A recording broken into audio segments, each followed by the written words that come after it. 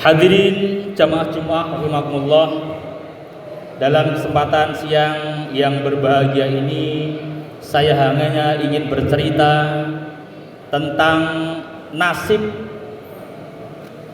sepasang suami istri di zaman Nabi Musa alaihissalam yang secara ekonomi dalam kondisi kekurangan, fakir atau miskin.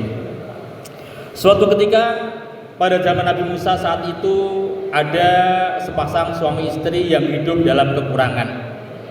Mereka selalu bekerja pagi, siang sampai sore hari tanpa lelah, tanpa putus asa. Selalu berharap semoga Allah merubah nasib mereka dari keluarga yang miskin menjadi keluarga yang kaya raya. Berhari-hari, bulan berganti bulan, tahun berganti tahun, tapi kenyataannya mereka masih miskin juga. Mereka belum dikayakan juga oleh Allah Subhanahu wa taala. Sehingga suatu malam ketika sepasang suami istri ini beristirahat di tempat tidur, sang istri punya inisiasi. Sang istri bilang sama suaminya, "Pak, kita sudah berusaha mati-matian untuk merubah hidup kita jadi miskin menjadi kaya. Tapi sampai saat ini ternyata nasib kita belum berubah." Akhirnya sang suami bilang, "Iya Bu, lalu apa yang harus kita lakukan? Kita sudah berusaha berikhtiar, kita berdoa, tapi ternyata nasib kita masih seperti ini juga." Sang istri pun menghela nafas panjang seraya berucap pada suaminya, "Pak, kita kan punya Musa. Musa itu katanya Nabiullah, katanya Rasulullah. Dia bisa berbincang-bincang dengan Tuhannya. Bagaimana kalau kita menemui dia, kemudian kita minta didoakan oleh Musa kepada Tuhannya sehingga nasib kita bisa berubah menjadi kaya?" Kata suaminya, "Baik, kita rencanakan untuk berkunjung kepada Musa." Pagi harinya mereka berkemas-kemas, mereka bersiap-siap untuk berangkat menemui Nabi Musa. Ketika mereka berjumpa dengan Nabi Musa, maka suami istri ini mengutarakan maksudnya. Dia bilang pada Nabi Musa, "Wahai Musa, katanya kamu Rasulullah. Tentu kamu bisa berbicara dengan Allah." "Baik, saya bisa bicara dengan Allah," kata Nabi Musa. "Lalu apa yang ingin kalian harapkan dari saya?" Kemudian suami istri tersebut menceritakan kemiskinannya, menceritakan usahanya, menceritakan doa-doa yang dipanjatkan kepada Allah untuk merubah dirinya dari miskin menjadi kaya. Maka fahamlah Nabi Musa akan apa yang menjadi keinginan dari sepasang suami istri tersebut. Kemudian Nabi Musa berkata kepada sepasang suami istri, "Baik, saya akan mendoakan kamu, mudah-mudahan Allah merubah nasib kamu dari orang miskin menjadi orang kaya. Terima kasih Musa, kabar baik dari kamu saya tunggu." Kemudian sepasang suami istri itu pulang ke rumahnya, dan suatu ketika setelah Nabi Musa ditemui oleh sepasang suami istri, kemudian betul Nabi Musa menghadap kepada Allah. Nabi Musa memohonkan kepada Allah, kepada atas keluarga miskin tersebut supaya dirubah nasibnya jadi orang miskin menjadi orang kaya. "Wahai Allah, tadi ada umat saya, sepasang suami istri yang datang kepada saya. Mereka menginginkan agar saya doakan, agar saya adukan nasib mereka kepada Engkau, wahai Allah. Mereka menginginkan agar aku mendoakan supaya mereka nasibnya berubah jadi dari keluarga miskin menjadi keluarga kaya." Kemudian Allah berfirman, "Baik, akan saya kabulkan doa kamu. Saya akan rubah nasib umatmu yang menghadap kamu tadi dari orang miskin menjadi orang kaya. Tapi cuma saya kasih batas waktu 1 tahun saja. Saya akan bikin kaya mereka selama 1 tahun saja. Apakah kamu setuju, wahai Musa?" Kata Musa, "Baik, kalau memang itu kehendak engkau, tentu saya hanya bisa menerima," kata Nabi Musa. Kemudian Nabi Musa memanggil sepasang suami istri tersebut, dan setelah suami istri tersebut menjumpai Nabi Musa, maka Nabi Musa bercerita tentang apa yang telah dilakukan, bahwa beliau sudah mengadukan nasibnya terhadap Allah Subhanahu wa taala. Kemudian beliau bercerita, "Wahai fulan, bahwasanya saya telah mengajukan doamu kepada Allah dan Allah berjanji akan membuat kamu kaya. Tapi karena Allah, kamu akan dijadikan kaya hanya selama 1 tahun saja, tidak lebih. Apakah kamu mau menerima kebijakan Allah seperti itu? Maka dengan senang hati suami istri tersebut menerima kebijakan Allah. Suami istri tersebut dengan bahagia sekali, dengan riang gembira pulang ke rumahnya dengan harapan Allah akan mengabulkan doa Nabi Musa, dan Allah betul-betul akan mewujudkan janjinya akan membuat mereka kaya walaupun hanya dalam waktu 1 tahun saja.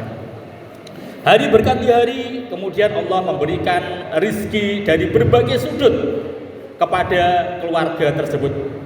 Wa yarzuqhum min haitsu la yahtasib. Mereka menerima kekayaan demi kekayaan dari Allah walaupun mereka enggak menyadari dari mana sumbernya ini. Karena Allah sudah mentakdirkan bahwa mereka akan menjadi kaya walaupun batas waktunya cuma 1 tahun.